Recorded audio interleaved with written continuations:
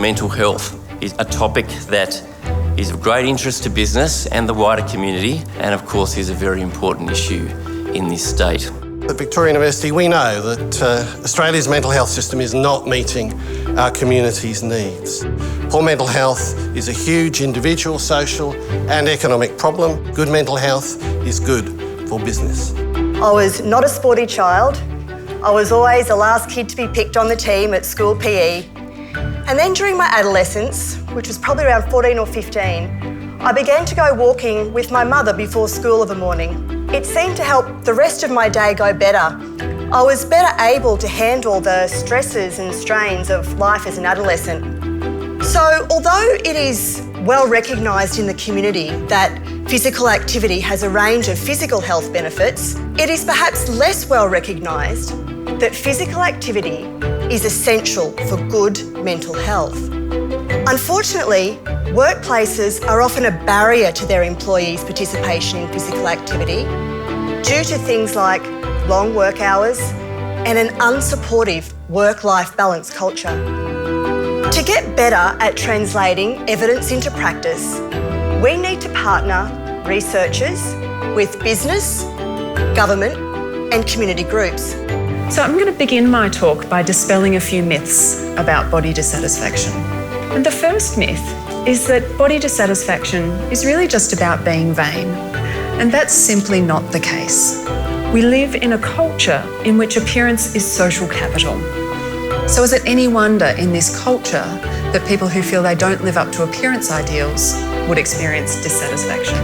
Another myth is that body dissatisfaction doesn't really do any harm. But we know that body dissatisfaction is a key risk factor in the pathway to the development of eating disorders. It's also commonly thought that body dissatisfaction is the domain only of young girls and young women. Social media is distinct from traditional forms of media. Platform features provide for communication and feedback amongst users, including likes and comments. Appearance is often central to these exchanges.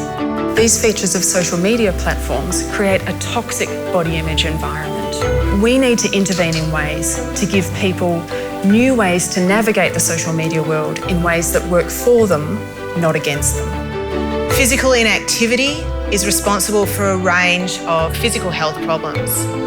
So much so that the World Health Organization has called it a slow motion disaster.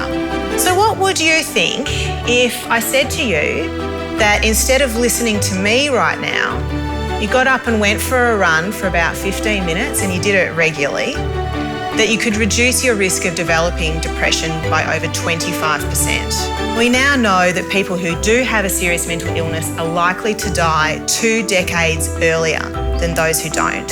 And many of these years of life lost are attributable to physical health conditions that are comorbid with having these mental health concerns. And so for young people, this is also a concern.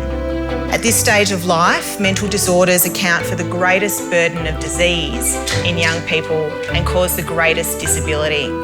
So our work at Victorian University and the work of other groups as well has beginning to show the value that physical activity has. From a psychological viewpoint, it seems to provide the opportunity for social support and connection, and it also provides an opportunity to distract people from the negative thoughts and rumination that's often a symptom of depression too. Research shows that 1 in 5 Australians suffer from depression or anxiety.